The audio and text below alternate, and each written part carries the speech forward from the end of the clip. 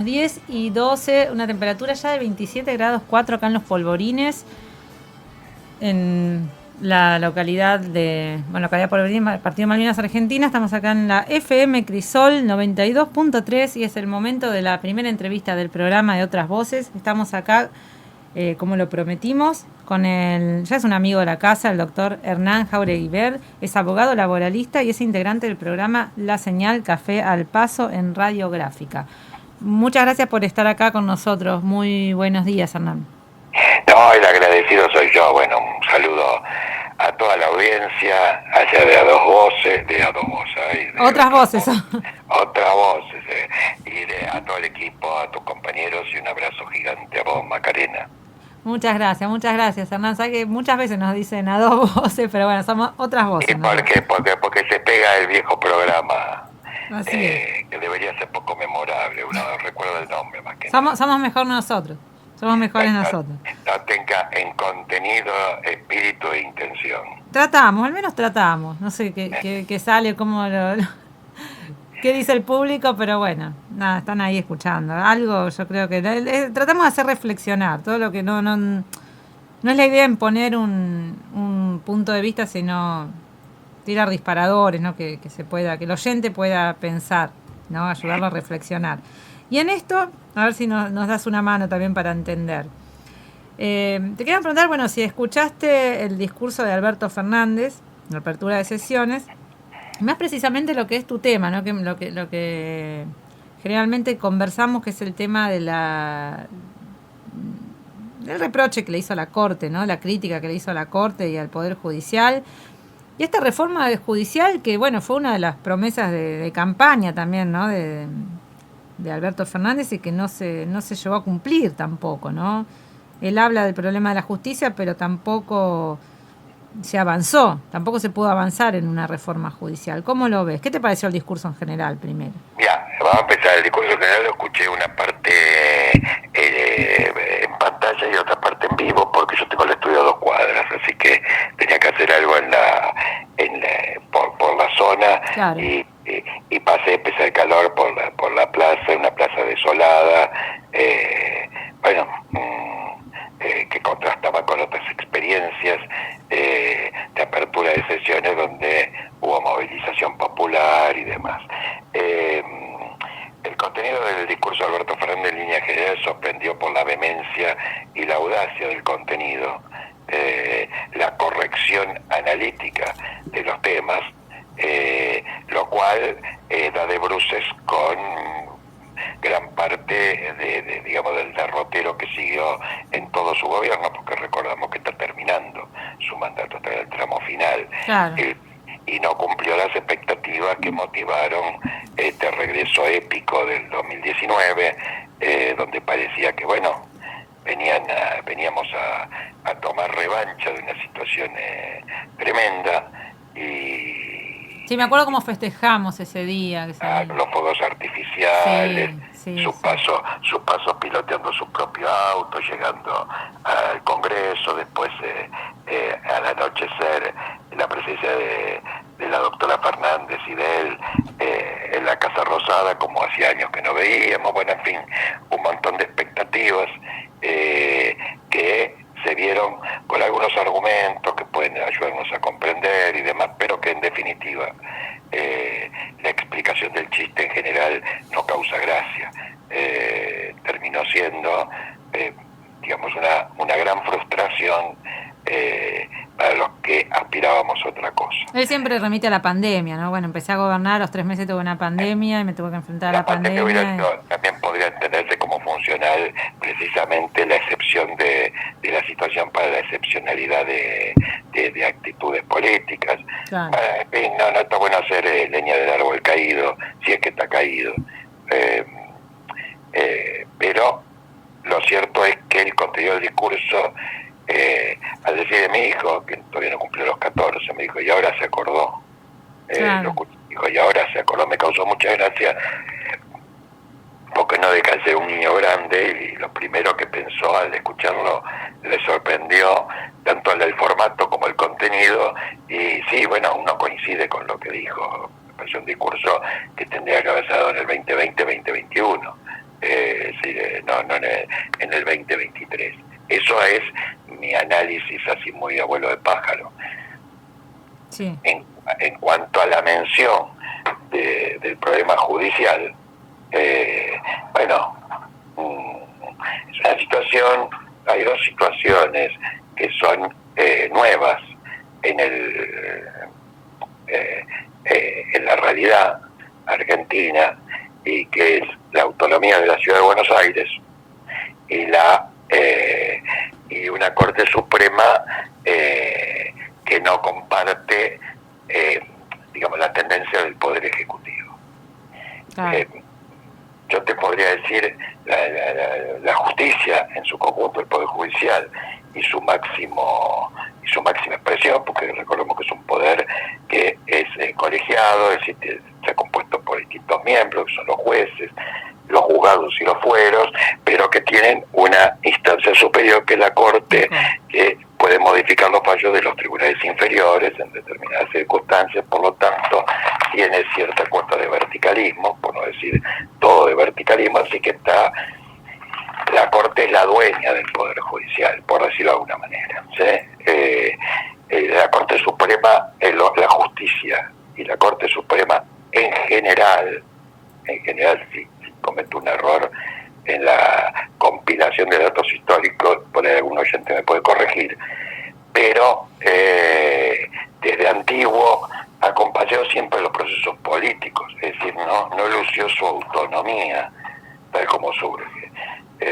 Se componen las instituciones a partir de según mi mirada política histórica, de la derrota del campo popular en Pavón, donde se instala un nuevo gobierno institucional que desplegará sus alas durante 70 años, encabezado por el general Mitre, el abogado y general Mitre, que nombra en comisión, no lo podía hacer de otra manera, a su primer Corte Suprema.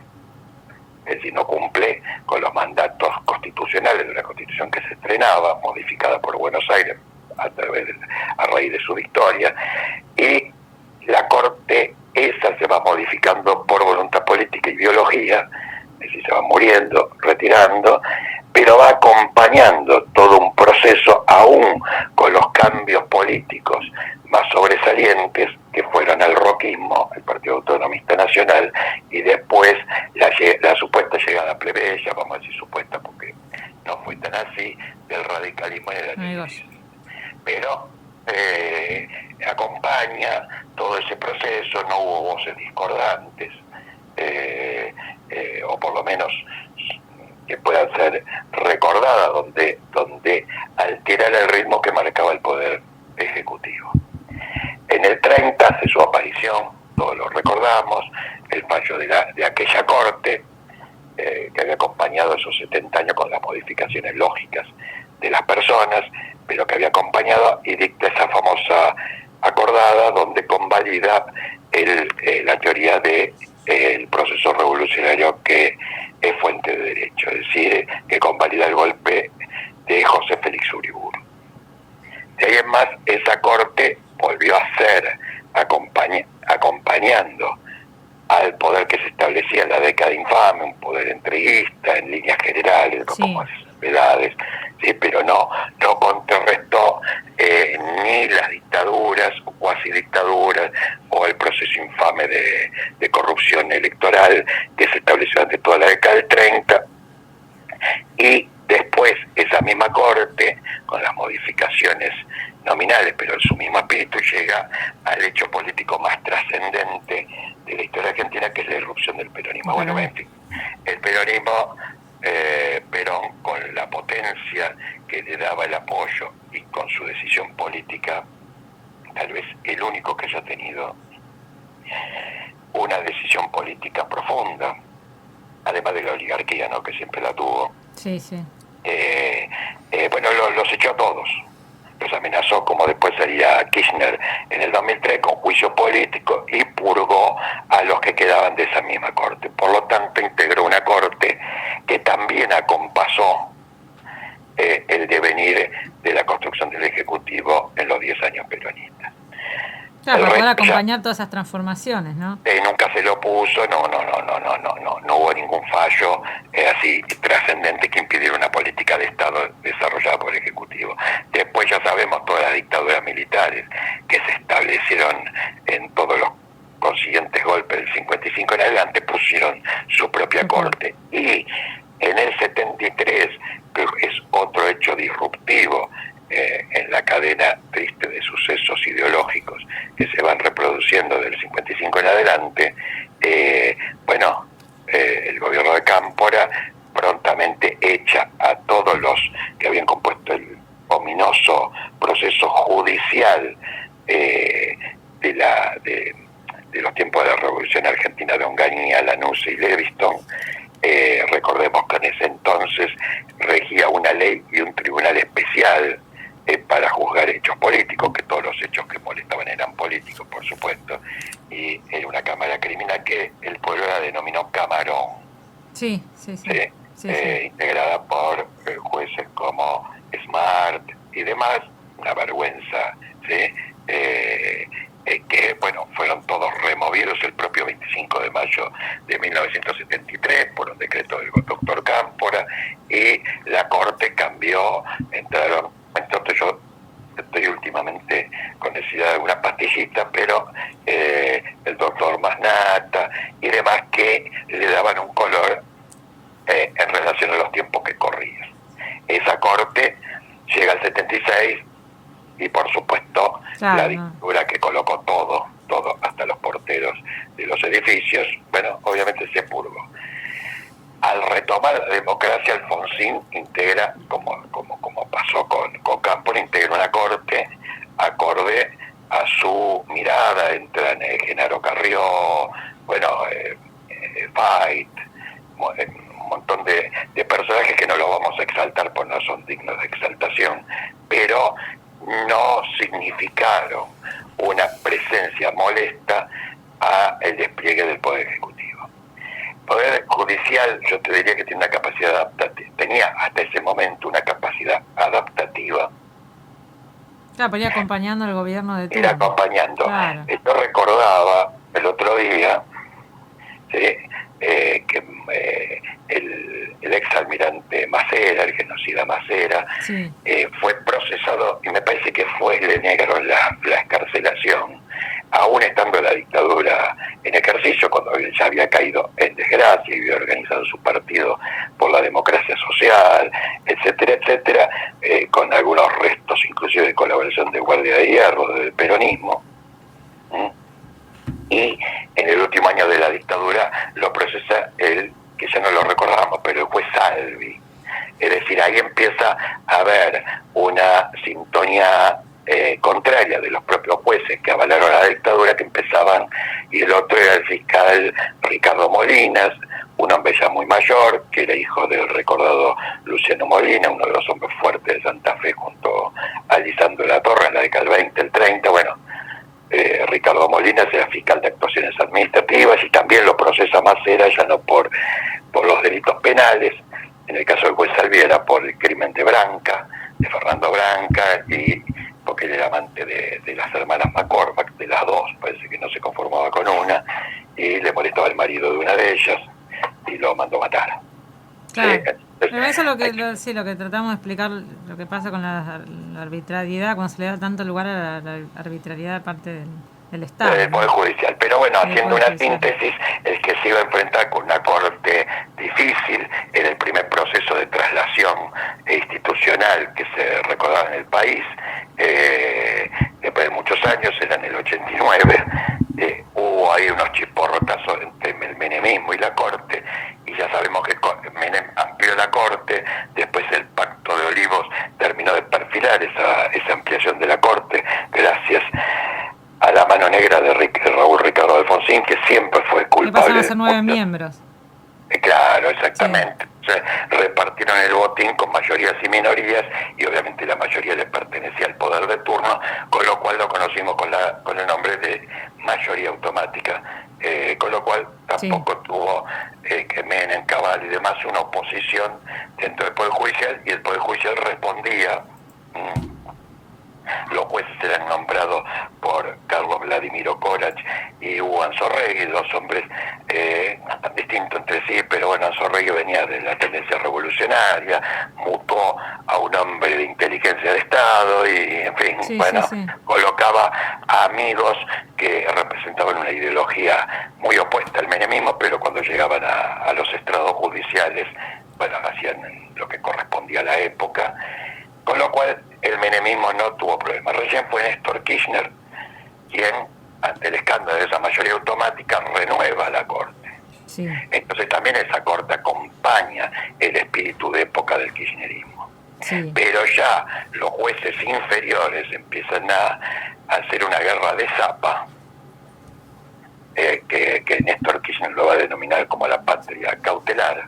Es decir, había jueces inferiores que ante una medida de Estado la trababan con una cautelar. Una cautelar, sí, sí, sí.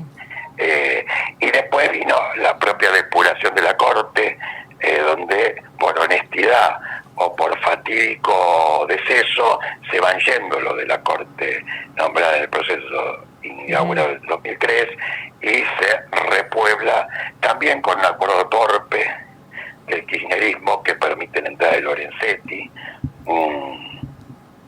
Más tarde Rosati va a entrar, no sé por quién, porque es decir, era como compensatorio de Rosati, que han terminado siendo funcionales unos a otros, pero acompañan el proceso macrista. Sí. Ahora bien, ¿dónde viene la excepcionalidad? Este es el primer proceso donde encontramos una Corte absolutamente contraria y un Poder Judicial alineado en ese espíritu al Poder Ejecutivo Central, y a lo que sumo en la misma experiencia la Ciudad de Buenos Aires, pues la Ciudad de Buenos Aires hasta la reforma del 94 resolvió los problemas que plagaron de violencia del siglo XIX, lo resolvió con era un intendente designado por el Poder Central, y a partir del año 96, si bien tuvo autonomía con De la Rúa recordemos que era un jefe de gobierno con menos poder que el de José Cepaz, es decir, no tenía policía, no tenía legislatura. Claro. Recordémoslo, no tenía legislatura De la Rúa, claro, porque el jefe de gobierno sin legislatura no tenía ninguna potestad más que la administrativa, y cambia ahí un poquito con Ibarra, pero muy poco, porque sigue sin poder militar, digamos, sin fuerza militar, con poco despliegue, y es recién el larretismo quien consolida una autonomía final que no colisiona con el poder central, porque son del mismo partido, es decir, gobiernan la provincia de Buenos Aires como María Eugenia Vidal, y en la ciudad de Buenos Aires con Larreta, con la Casa de Gobierno. Este es el primer proceso donde las autoridades nacionales residen en un territorio cuya hostilidad de la ciudad es manifiesta y tienen poder militar. Mira, yo te consulto, ¿no? Porque bueno, nosotros somos abogados, estamos en el tema, ¿no? Entendemos cómo funciona el Poder Judicial. Obviamente que nosotros en la comunicación tratamos de estas cosas, de hacerlas llegar al llano, que se entienda, que se comprenda, ¿no? Creo que es el desafío más difícil que tenemos. Ahora bien, uno habla con mucha gente, gente de a pie, que hoy en día lo que más yo creo que la principal preocupación hoy en día son los precios, la inflación y los sueldos que no alcanzan, ¿no? Parece que cuando uno, más que la inseguridad, más que otras cuestiones. Entonces muchas veces cuando uno trata estos temas que tienen que ver con la justicia, o mismo este análisis que estamos haciendo del discurso de Alberto Fernández, que te lo veo, te lo dicen que esto es un tema, como un tema de rosca política, de algo que no nos toca, de algo que no, un tema político que como que están peleando entre ellos y no son temas que son primordiales para la gente. ¿Cómo lo ves a esto? ¿Realmente vos crees que esto es verdaderamente importante, que hay otras cosas que resolver primero, que quizás es un gran problema y no se llega a comprender? ¿Cómo lo ves a esto? Mira, yo en general me inclino a pensar en una dialéctica que viene de que es el ser lo que termina la conciencia sino la conciencia lo que determina el ser. Y ciñéndome a ese principio, diría que no se puede esperar instituciones ricas de un pueblo pobre. No. Es decir, entonces lo importante es la infraestructura de una sociedad, de un Estado, de una comunidad organizada, para que lo que viene supraestructuralmente sobre las instituciones, la cultura y otras cosas, bueno, se vayan construyendo, que también hay que construirla con voluntad, pues una voluntad objetiva a lo sustantivo que está en la base, que es las formas económicas de convivencia de los habitantes. Dado las circunstancias que vos mencionás, es lógico que una persona esté preocupada por el aumento de la leche o del queso y no en la designación de un procurador general. Y no esto exclusivamente porque nosotros somos abogados y no entienden derecho, porque lo mismo le debe pasar en orden a si fue designado comandante jefe o subcomandante de zona un militar, o si fue designado un interventor en una universidad. ¿Le parece superfluo? No lo es, pero parece superfluo cuando las bases inmediatas de convivencia están puestas en un lugar irresoluble, que es si come o no come. Claro, eso es lo que yo veo, como me cuesta a veces llegar con estos temas cuando está pasando eso. Si cómo yo traduzco esto para que se entienda la importancia, y a la vez como decir, bueno, estás hablando de algo que por ahí no es lo urgente, ¿no? Es decir, eso del procurador, de los jueces, de la corte, de la reforma judicial. Y también digo, como un reproche también al mismo gobierno, decir, bueno, tuviste la posibilidad de poder, como vos explicaste históricamente, se ha podido lograr que el Poder Judicial acompañe unas determinadas políticas de Estado, una determinada visión de Estado, y acá no se pudo, acá en este gobierno no se pudo. Claro, pero no se pudo en este gobierno por el temperamento y la personalidad de este gobierno, y no quisiera pensar que es su matriz ideológica, pero vamos a dejarla a salvo porque son especulaciones. Sí, que sí. No estoy privado de ellas, pero digo, no lo voy a traer acá a la mesa de diálogo. Pero la síntesis es que Perón lo pudo hacer, y en el 73 se pudo hacer, y Kirchner lo pudo hacer, porque tenía una potencia política, no solamente que surgía del número de votos, porque en el caso de Kirchner no fue el supuesto, pero sí encontró una oposición sumamente debilitada. Recordemos que creo que el único que bravuconaba noventistamente neoliberalismo era el doctor López Murphy. Sí. El resto estaba guardado bajo tierra, porque en el 2002-2003 invocar a algunos de los personeros de la década del 90 ya por sí mismo era perder cualquier discusión. Entonces Néstor Kirchner, con su decisión política, encontró con pocos votos, encontró menos votos del otro lado, es decir, estaban todos borrados. Y no olvidemos que Clarín, en el primer proceso kirchnerista, 2003-2007, no se opuso a las políticas de Estado de Néstor Kirchner, por varios motivos, porque le cedió un hueso, porque no nos olvidemos que él le renovó todas las concesiones y demás, y a su vez usó esos 4 años para reponerse del golpe económico, el grupo Clarín y los grupos de prensa, e inclusive en su crecimiento empezaron a diversificar sus actividades económicas, de manera tal que ya no se dedicaban solamente a emitir noticias, sino que tenían pules de soja, un montón de actividades que los robustecían en el poder real. Pero sea como sea, tanto Kirchner, Perón como Cámpora y por supuesto los militares con sus bayonetas pudieron establecer a partir de la realidad unas instituciones acordes a sus objetivos. Cuando uno no tiene potencia política inicial, es muy difícil que esto se logre. Es decir, no olvidemos que la candidata natural del espacio era Cristina Fernández de Kirchner, y sin entrar a desmenuzar el por qué no fue la candidata, tuvo que poner a otro como candidato.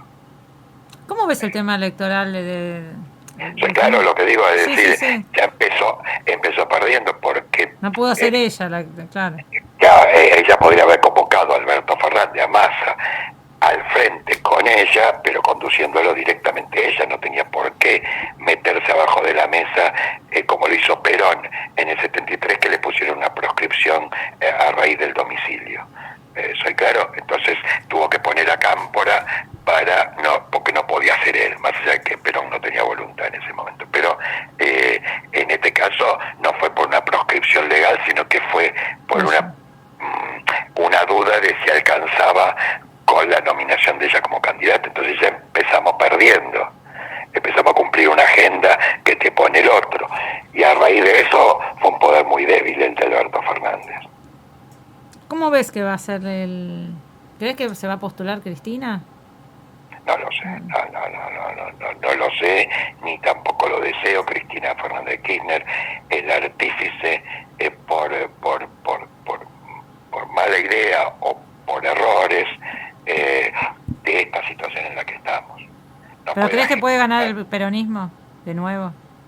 Puede, pero no es la seguridad que tuvimos en todos los procesos de retorno al peronismo. Es decir, el peronismo en el 73 solamente no podía participar por proscripción legal. En el 83 realmente los que apoyábamos a la fórmula Luder-Vittel nos comimos la curva, te lo soy honesto, hasta el día de cierre de campaña. Yo creía que ganaba no apabullantemente, pero que volvía al peronismo. Nos encontramos con una sorpresa con el triunfo radical. Y después de ahí más fue una victoria segura, la de Menem, etcétera, porque la del 2003 también fue si no fue segura porque iban separados, iba Kirchner, Menem, si hubieran sumado ganaban también. Eso durante el kirchnerismo se ratificó, y la primera sorpresa, pues me estoy olvidando alguna, la tuvimos en el 2015 cuando se les dijo no sigan cortando calles, ni llenando de humo la ciudad, ni metiendo las vacas en el monumento de los españoles, hagan un partido y ganen y gobiernen. Bueno, lo hicieron y ganaron. Soy claro, nos sorprendimos que el peronismo no era número puesto.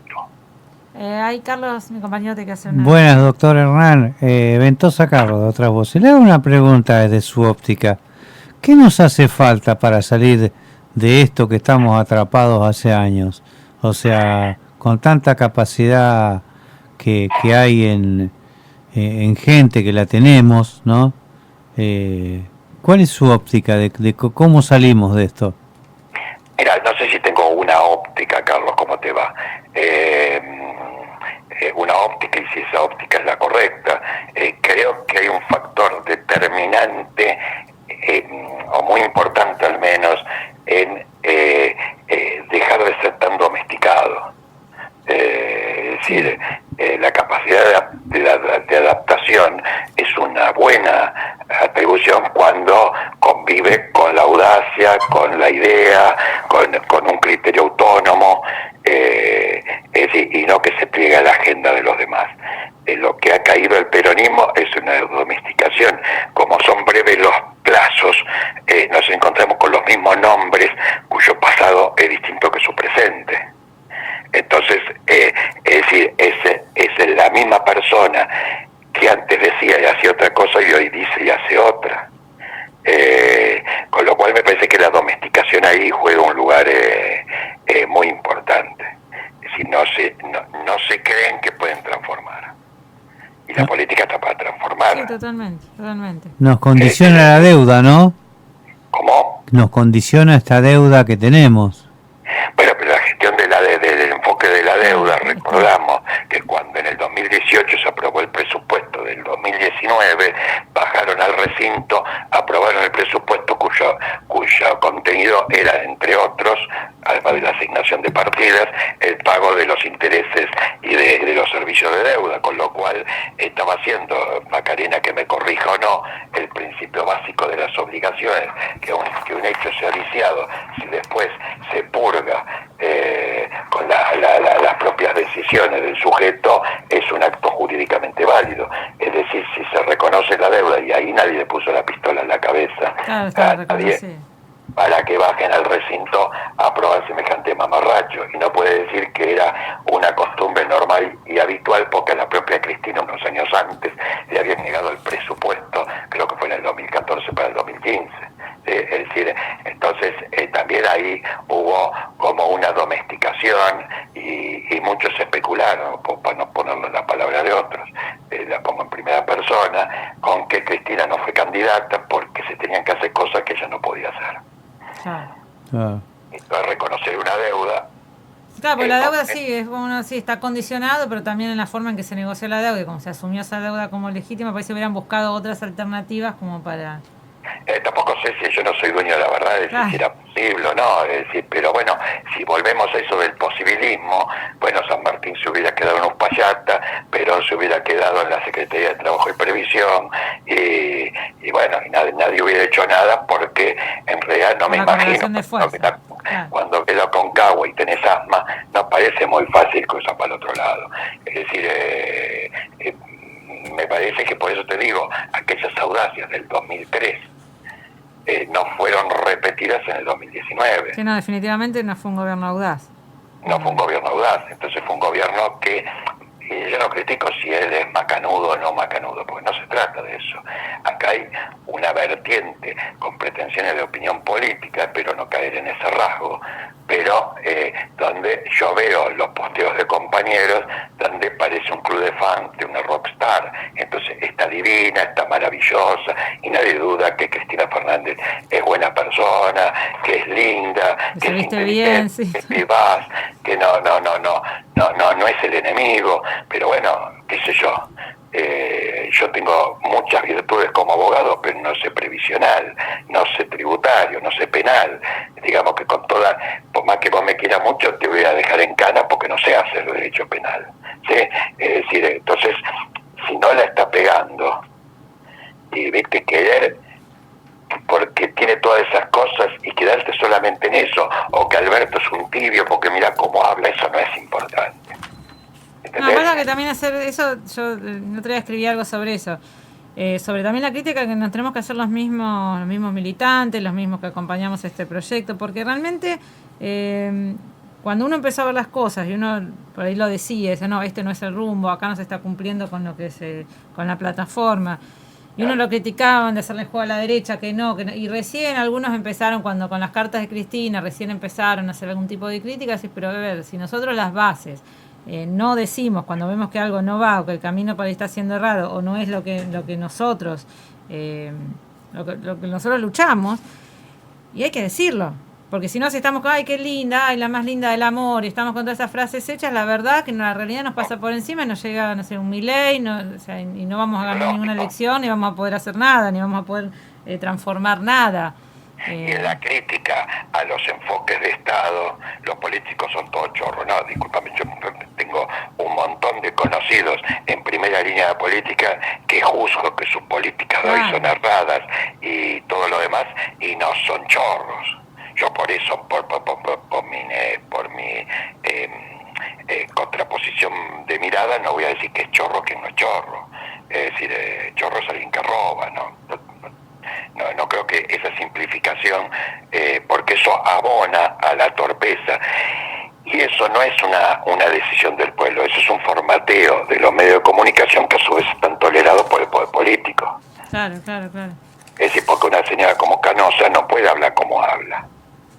¿Cómo se la calla? Y no sé, yo no lo voy a decir acá, pero tiene que haber formatos para modular, salvo que lleguemos a la conclusión que hablábamos hace 5 minutos, que la potencia política no es la suficiente para modificar esa correlación de fuerza, y que hacer una cosa de más audacia es un suicidio, en cuyo caso está bueno que entonces se cuida la población, porque no olvidemos que te voy a hacer mea culpa. El 22 de febrero del año pasado, ¿sí?, mientras estaba yo atravesando un problema personal muy severo, miraba con un ojo la televisión y pensaba y decía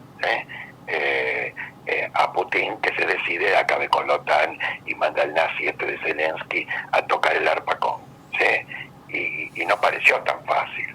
Y hace un año Sí, que estamos. los tanques rusos están atascados y no pueden entrar ni a un pueblito del interior de Ucrania. Entonces, parece ser que no es tan fácil, eso es lo que quiero decir. No, Entonces, nada es fácil, uno también...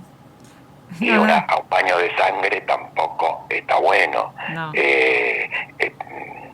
El doctor Recalde nos decía en la tribuna, todos hacemos goles, nos decía en una entrevista, y es así, uno por ahí lo critica y dice, sí, se tendría que haber hecho esto, o no sé, en la pandemia se hubiera hecho tal cosa, y uno sí, es verdad, lo ve con el diario del lunes y no en el momento de tomar una decisiones trascendentes. Pero bueno. Que yo estuve presente muchas horas en tu programa, por supuesto en el que participó ordinariamente en Café al Paso, y he participado de distintas deliberaciones en ese momento, y no decíamos que está todo bien, le exigíamos otra cosa, sí. No con el día del lunes, se lo decíamos el viernes, con vista al domingo, no formes así el equipo porque no van a golear. Y te decían no se puede, y el lunes, entonces ahora lo decís el lunes, no, lo dijimos el viernes. Es decir, y se le dio todas las ocasiones porque tuvo los 100 días iniciales que fueron sin pandemia, tuvo 100 y pico de días adicionales que fueron en pandemia con toda una comprensión general como para hacer cosas y no las hizo. Quizá la pandemia, que a veces se pone, él apela mucho al tema de la pandemia, tenemos la pandemia sí fue una situación excepcional que quizá le hubiera habilitado a tomar medidas más osadas, pero lógico, en beneficio del pueblo, digamos. Pero lógico. Porque al ser excepcional, pues decir, bueno, puedo avanzar en cuestiones que por ahí en lo habitual no se pueden hacer. Sí, muy muy limitado todo. La mirada es absolutamente individual, esta es mi mirada, no invalido la mirada contraria. Claro. Y permito el debate, pero lo cierto es que tu pregunta es, ¿se puede ganar? Se puede, pero no se gana seguro. Ni seguro ni cuasi seguro.